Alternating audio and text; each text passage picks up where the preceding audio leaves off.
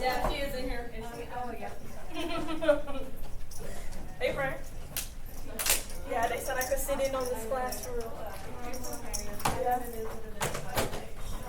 Where? Is that true? I need to be here. No. Why? So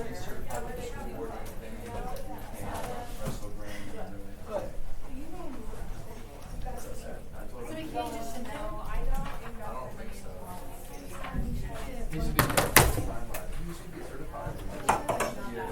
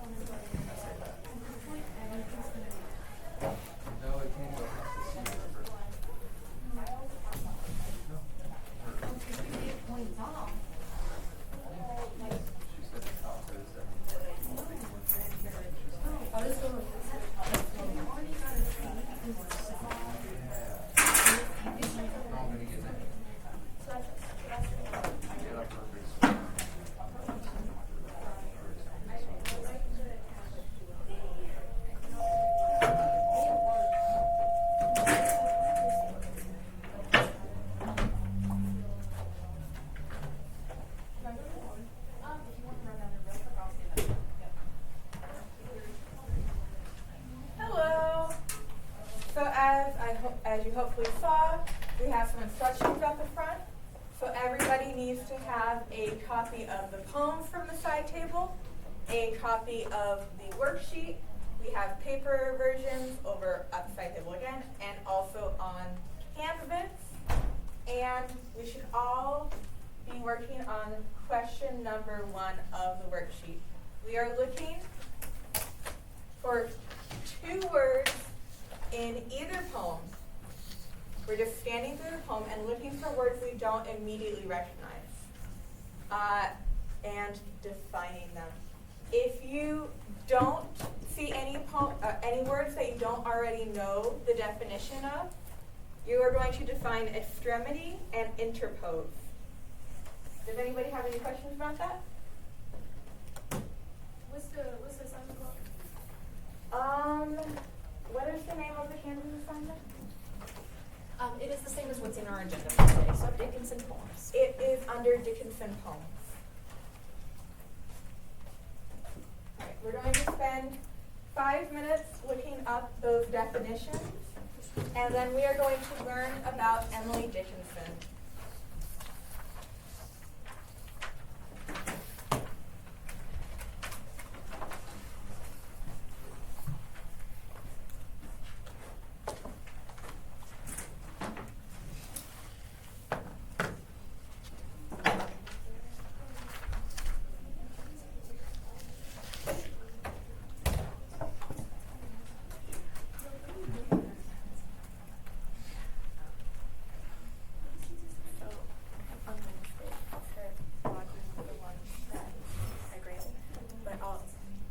Share the spreadsheet with you beforehand.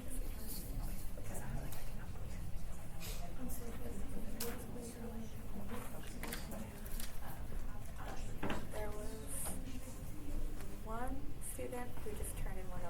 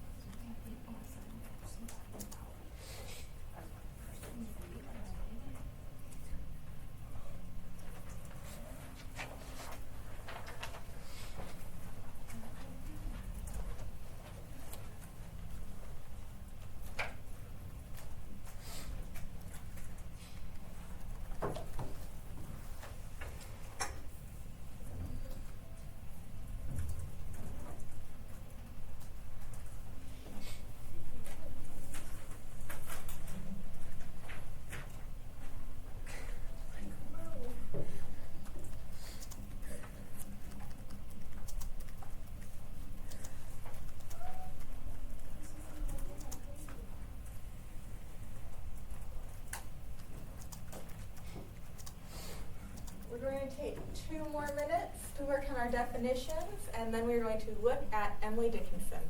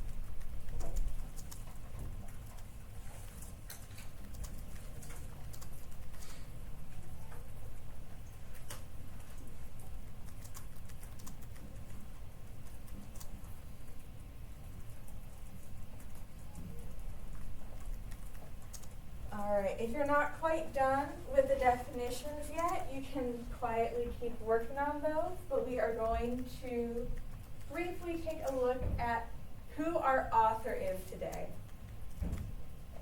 We are going to be reading 2 poems by Emily Dickinson, who was a transcendentalist poet who lived from 1830 to 1886. Now, I know that you had a very brief introduction to some of the transcendentalist poets previously, and we've talked a lot about Emerson so far, but you haven't really touched on Dickinson yet. She is one of those authors on that pink poster in the very back of the classroom. We are going to learn a little bit about who she was, what she wrote, and how she connects to the transcendentalist movement, which is why we're talking about her at all. So, some interesting facts about her life. She isolated herself in her family home for most of her adult life and didn't see very many visitors. Has anybody ever heard the word agoraphobic before? Yeah. Would you be willing to define it? It's like a phobia of like going outside of your house or like your home. Exactly. So if you are agoraphobic, it means you are afraid of leaving your house. And we believe that Dickinson was likely agoraphobic. We don't know all the details, though. That was something that she kept to herself. But in that time that she spent inside, she was not doing nothing. She was writing and writing and writing poems, which she never actually intended for anyone to see. She was just writing them for herself and for a few of her friends. They were only published after her death. But she was very fascinated by the natural world and literature. Those appear in a lot of her poems. She talks about them constantly. So even though she spent so much of her life inside, she would read about nature or about travel and loved it. It's a little bit paradoxical that she writes so much about escape when she kind of isolated herself like this. And she's really well known for her distinctive and witty style of first-person narration and unusual symbolism. So you'll see a little bit of that first-person narration in both of the poems that we're reading today. It's a little bit less formal than was normal for the time. And both of our poems are going to have a big emphasis on the unusual symbolism. Who has, by raise of hands, who has heard of a metaphor before? All right. Right. So a metaphor is a figure of speech. It is a writing tool that authors use to help readers better understand the point that they're trying to make. Who can define what a metaphor is?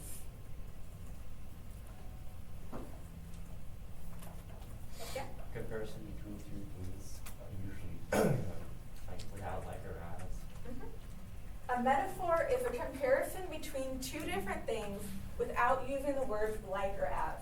So if you use the words like or as, it's a simile. But in a metaphor, you are saying this thing is this other thing. You're directly comparing them. And it helps you to better understand both of the things that are being compared. She actually, in both of these poems, uses what is known as an extended metaphor, which is when your metaphor is so complex, is so much detail, that it can't just be one line. It's going to last for the entire poem, right? So essentially, we're going to be looking at two very long metaphors. So how does she connect to the Transcendentalist movement? That's the unit we're in. Obviously, she should relate somehow. We have talked a lot about our 5 main beliefs: nonconformity, self-reliance, free thought, idealism, and the importance and spirituality of nature.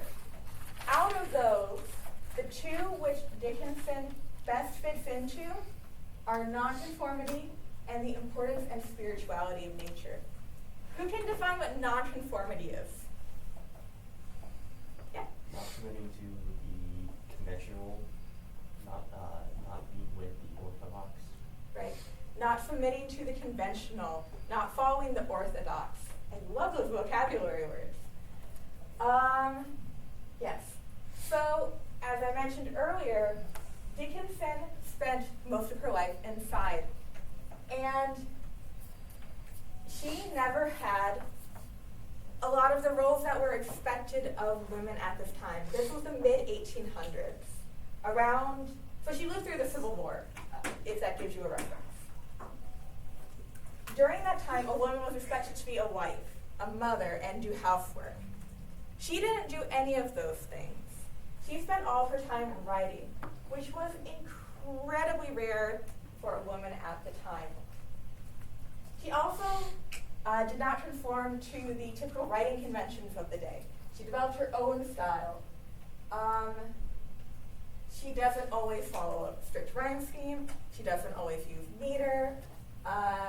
She sometimes has strange punctuation or unusual capitalization.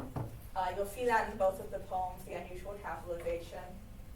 And she also did not use conventional symbols. So, when you are making a metaphor, the things when you are comparing something physical to something non-physical, an idea or an emotion, that thing becomes a symbol. And we are going to see the ones that she picks out were not very typical for the time period. But we'll get more into that later. She also connects to the importance and spirituality of nature because she used these metaphors about the natural world to better understand the complex parts of life and make them more approachable. Essentially, she is using nature as a lens to understand the world and gain wisdom from it. So we're not going to be doing this poem, we're going to be starting with this one. So if we look at our paper copies, we are all going to be reading both of our poems at the same, we're going to be reading them all together, all out loud, at the same time.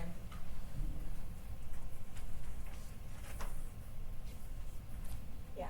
Does anybody have questions about how it's going to work? We're all going to be reading at the same time. I'll tell you when to start. Yeah. This is what we call a choral reading. It is sort of like the word choral, like it would be for choir. So we're all saying it at the same time, making sure we're all following along and understanding the rhythm, the pacing, the rhyme. It helps us to understand it a little bit better. So we're all going to read it at the same time. She's going to kind of count down to start us off, and then we're going to read through it once. Exactly. Thank you. All right. So we're going to start with Hope is the Thing with Feathers. You can read off of your paper copy or the projection on the screen. We're going to start on 3. 1, 2, 3. Hope is the thing with feathers that perches in the soul and sings the tune without the words and never stops at all. And sweetest in the gale is heard, and sore must be the storm that could abash the little bird that kept so many warm.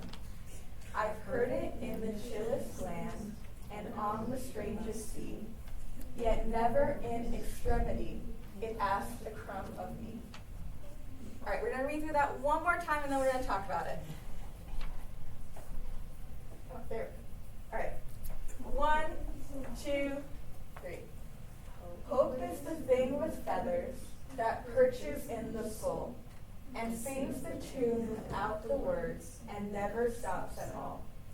And sweetest in the gale is heard, and sore must be the storm that could abash the little bird that kept so many warm. I've heard it in the chillest land and on the strangest sea, yet never in extremity it asked a crumb of me. All right. So, as I mentioned before, this poem is based around an extended metaphor. It is comparing two things. Did anybody pick up on what those might be? What's that? A bird and hope. A bird and hope, exactly. Hope is the thing with feathers. She is saying hope is a bird. So as we read this poem, we want to pick up on what the bird is doing and the characteristics of the bird to help us understand what Emily Dickinson believes about hope. All right. As I mentioned before, Dickinson lived over 100 years ago, much more than over 100 years ago. So some of this vocabulary we don't necessarily use as much anymore. So hopefully, with some of our definition work at the beginning, we can understand some of these words. Did anybody look up what a gale is? All right. Can anyone tell us what a gale is? Like some sort of storm. Right. A gale is a really strong windstorm. So, our bird starts off perched in the soul, singing a tune without words, never stopping. And then it's shown flying within a gale, a strong windstorm. And sweetest in the gale is heard, and sore must be the storm that could abash the little bird that kept so many warm. Did anybody look up that word abash? By raise of hand. All right. Would anybody be willing to read the definition that they found? Make something feel embarrassed or ashamed. Make something feel embarrassed or ashamed. So the storm is trying to embarrass or shame the little bird. That's kind of a strange comparison, right? But we'll get back to that. I've heard it in the chillest land and on the strangest sea, yet never in extremity it asked a crumb of me. Did anybody look up that word extremity?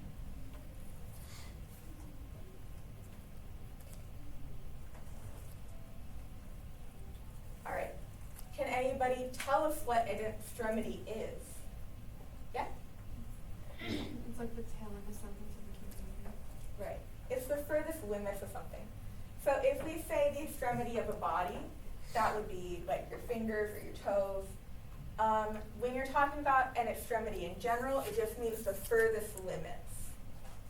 So never in the furthest limits, it asked a crumb of me. So as we read through the poem, we're going to pay special attention to what the bird is doing, and that is going to help us to answer question number 3. So we know for question number 2, what is Dickinson comparing? Hope to a bird. Hope and a bird, right? So now we're going to figure out, how does Dickinson's use of metaphor in this poem help the reader to understand the nature of hope? And we want to be specific. We want to point to actual things that she is saying in the text. Hope is the thing with feathers that perches in the soul and sings the tune without the words and never stops at all. Who can tell me what the bird is doing in this first stanza?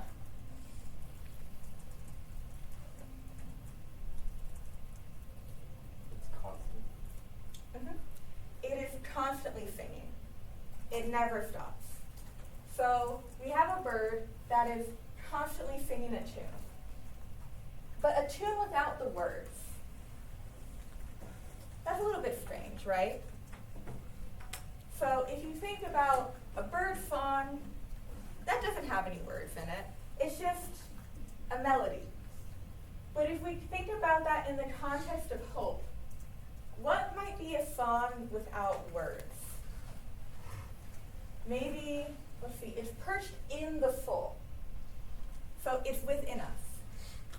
If you hear in your heart a song without words, that's kind of like a guiding light, right? So by using the bird metaphor, Dickinson is saying hope is within us, it never stops, and it has kind of like an inspirational song. Let's look at the next stanza. And sweetest in the gale is heard, and sore must be the storm that could abash the little bird that kept so many warm. So we figured out that word abash means to try to embarrass or shame. If we think about comparing a songbird to a raging storm, what's the size comparison?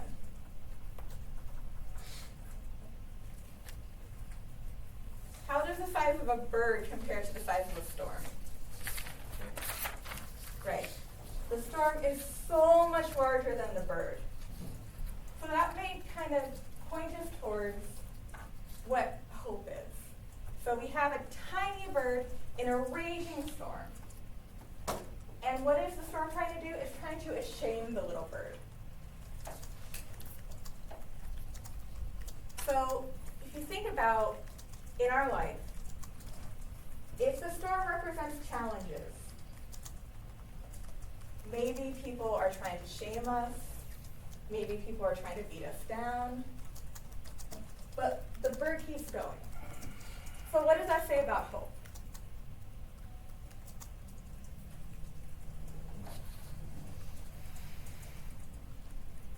And even though it's fighting the storm, it is still keeping so many warm.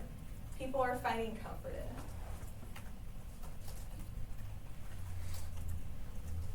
And let's look at this last stanza. I've heard it in the chillest land and on the strangest sea, yet never in extremity it asked to come of me. So, we learned extremity is the farthest limits, the most dire circumstances. We've seen this bird in a raging storm, in the cold, on a strange ocean. It follows the narrator everywhere. But what does it not do?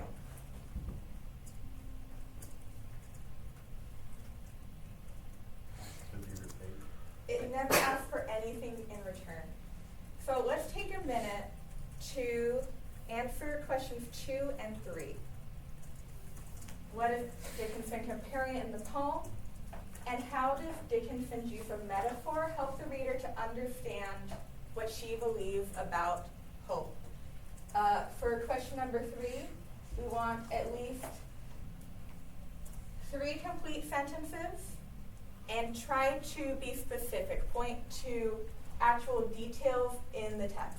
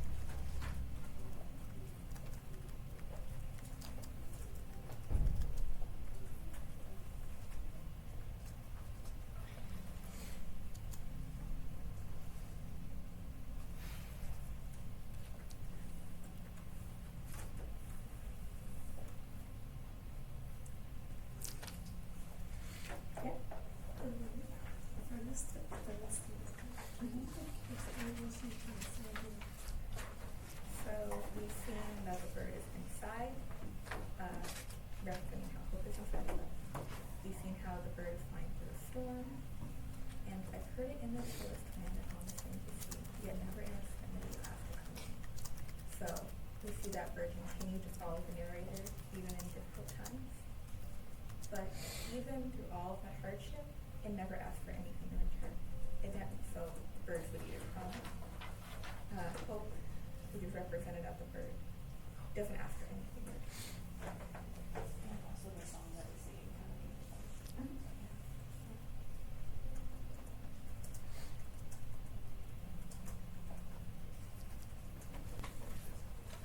Alright, we're gonna take one more minute to wrap up 2 and 3, and then we're gonna look at our next poem.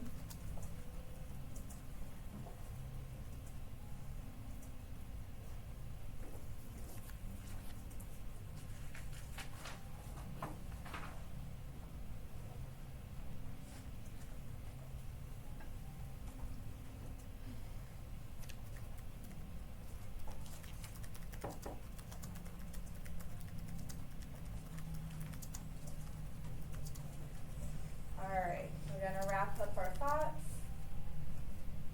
and look at I Heard a Fly Buzz When I Died. Kind of a little fun detail about Emily's Dickinson poems that you might have picked up on. As I mentioned before, they were never meant to be published, so a lot of them don't have titles. We usually just refer to them by their first line. Alright. So everyone should either be looking at their paper version or up front. On the count of 3, we are going to do another choral reading where we all read through the poem aloud together. 1, 2, 3. I heard a fly buzz when I died. The stillness in the room was like the stillness in the air between the heaps of storm. The eyes around had run them dry, and breaths were gathering firm. For that last onset, when the king be witnessed in the room, I willed my keepsakes, signed away what portion of me be assignable, and then it was there interposed a fly. With blue, uncertain, stumbling buzz between the light and me, and then the windows failed, and then I could not see to see. All right, we're going to read through that one more time. 1, 2, 3. I heard a fly buzz when I died. The stillness in the room was like the stillness in the air between the heaves of storm. The eyes around had run them dry, and breaths were gathering firm. For that last onset, when the king be witnessed in the room, I willed my keepsakes, signed away what portion of me be assignable, and then it was there interposed a fly. With blue, uncertain, stumbling buzz between the light and me, and then the windows failed, and then I could not see to see. All right, so this poem is a little bit more complicated than the last one. So, in Hope is the Thing with Feathers, the metaphor is very direct. We have hope and we have a bird, right? Here it's a little bit more complicated. So we're going to look at who appears in the poem and what everyone is doing. Can anyone identify who the narrator is, or what is happening to the narrator? She's at the funeral. Close. Not quite at a funeral. It's a thing that happens right before the funeral. So we see the narrator is in a room where there's a stillness in the air. It's between the heaves of storm. So have you ever heard of the phrase, the calm before the storm? Yeah. So it's that kind of uncanny feeling you have right before something major happens.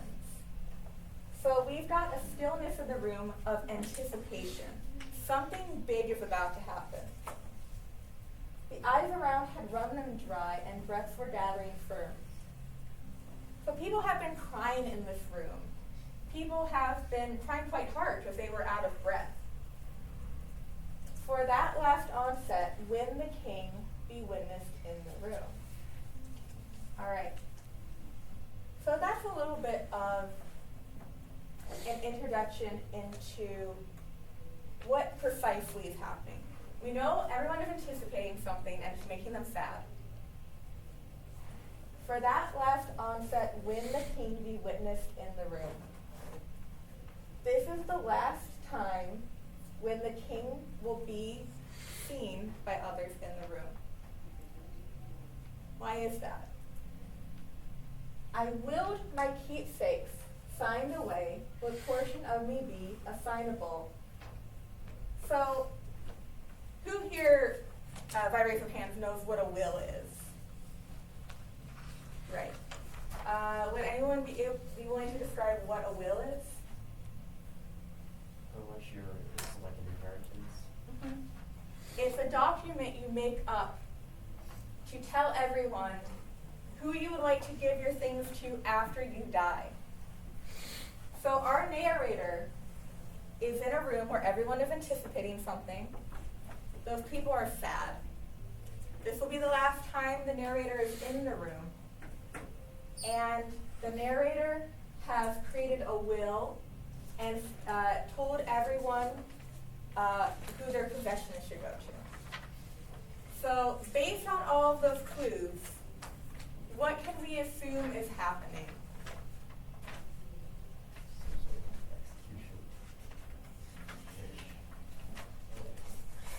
That's close. It's a little bit less dramatic than that. The narrator is on, I'll say her because Dickinson is writing in first person. The narrator is on her deathbed. She is about to die. She's surrounded by her friends and family. And it's a very solemn, formal occasion, right? There's a stillness in the air. People have been crying. If you, let's just imagine you're at the deathbed of a family member. There are a lot of emotions going on. And you want those final moments to be peaceful for them. You want them to go gently. It's very sad, right? And then the fly comes along. Who looked up the definition for interposed by raise of hands? I saw, I think, a few walking around. Who looked up interposed or interposed?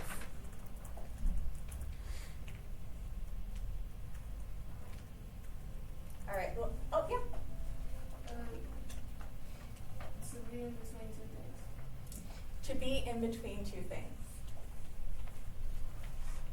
So we have our narrator who is on her deathbed, waiting for death. And then this fly shows up and gets in the way. With blue, uncertain, stumbling buzz between the light and me, and then the windows failed, and then I could not see to see. So, this fly is going to be our symbol for the poem. We need to figure out what the fly represents.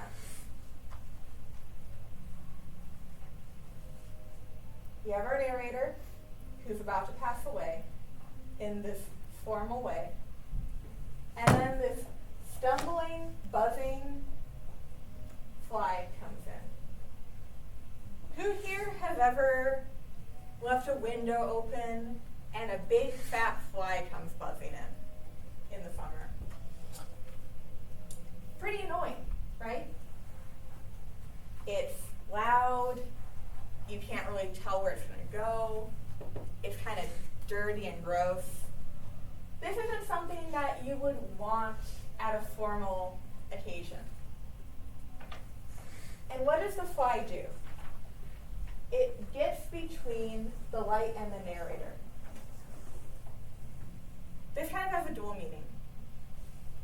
So on the one hand, the narrator is literally probably looking at light, and the fly fly gets in the way. But on the other hand, who has heard the phrase, walking into the light? Yeah. Would you be able to describe it? It's like accepting death. Right. So if you walk into the light, that means you die. You accept death. So the narrator was about to walk into this light, this very euphemistic description of dying. And the fly comes in and ruins it all. And then the windows failed, and then I could not see the sea. So the last thing that happens to this narrator is a fly bothers her, and then she dies. The window refers to her eyes. You might have heard the phrase, eyes are the windows to the soul. And then I could not see the sea. She can't see anymore. So that's a little bit weird of the story. We've got our narrator on her deathbed, all her family around her. She's trying to will her keepsakes, trying to pass easily, formally, respectfully. And then a fly comes in, and it starts buzzing around and making a nuisance, and then she dies. What might Dickinson be comparing the fly to in this poem? Does anybody have any ideas? It's okay if you're not certain. This one, there's a lot of debate about what exactly she's trying to describe. So there's no one absolute correct answer. But does anyone have any ideas for what the fly might represent? Death. Right. So the fly represents death. It also kind of a specific part of death. So yes, the fly is a herald of death. It shows up right before she dies. What else does the fly represent? What? Randomness. Yeah. You got both of them right on the head. Good job. All right. So we've got our fly representing death. We've got our fly representing randomness. So together, we see Dickinson comparing a fly to the randomness of death. Some have also talked about it being a representative of the mundanity of death. You know, you expect it to be a grand thing, but it just is kind of a part of life. Some people have talked about being a representation of the humiliation of death. Once again, you want to go out strong, but then you don't have much control over what happens at the end. Any of those answers would be great for number 4. And then let's look at number 5. How does the fly subvert the reader's expectations about death? Well, it makes a fly both a logical and illogical symbol for death. Be specific and explain your reasoning. So, when we think of a fly, who can tell me what you think of? Yeah? A corpse. Right. So if there's a corpse, a lot of times you'll have bugs like flies flying around. What else do we associate with flies? It's all over the place. They're all over the place. They're very common. So if we think about flies by a corpse, in that way it does make sense that it's associated with death, right? But if you think about a fly as being very common and not something that you would necessarily think about much, that kind of makes it a strange symbol for death. Because for us, death is a big thing. But if we look at what Dickinson is trying to communicate in her poem, she doesn't think that death is necessarily the biggest deal, right? She sees it as a part of life. All right, so let's take a minute to answer number 5. We're looking for at least 4 complete sentences. How does the fly subvert the reader's expectations about death? What makes a fly both a logical and illogical symbol for death? And make sure you back up everything you say with evidence.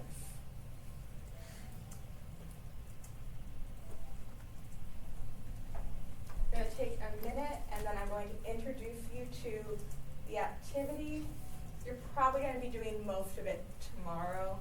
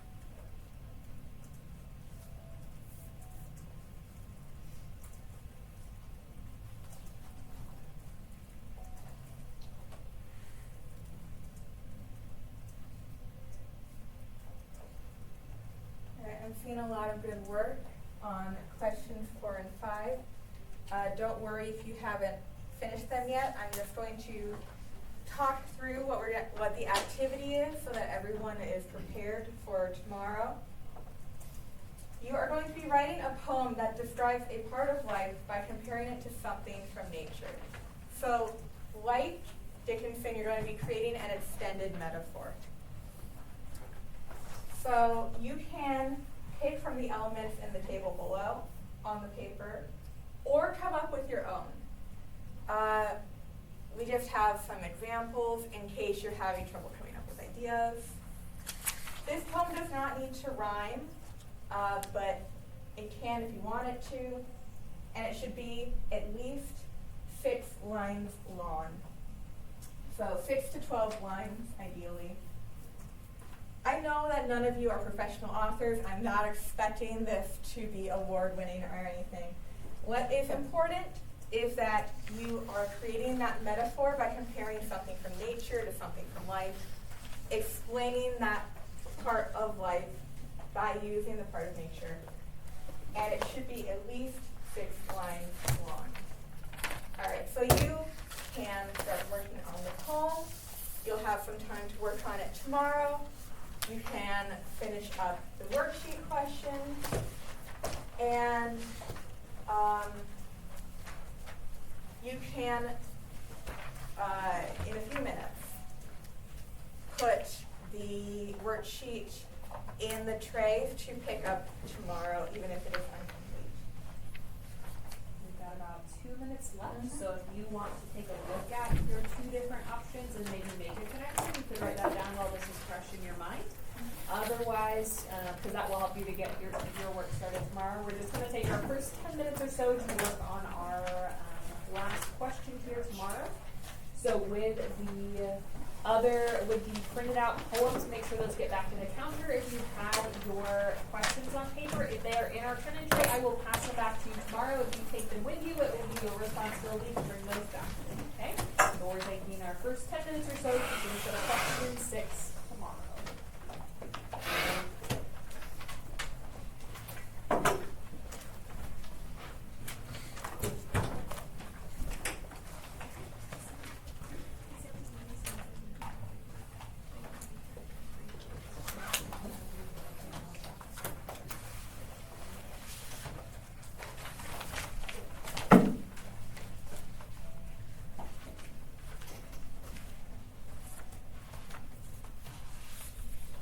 remember if you borrowed anything, please make sure it gets back up to the counter. One of my rechargers walked away last week, so just make sure that the two that I do have get back up to the counter. You should be all set. Okay. Make sure you got all your stuff together since we've got just about a minute left. Trash goes to the trash can, everything you've got goes to the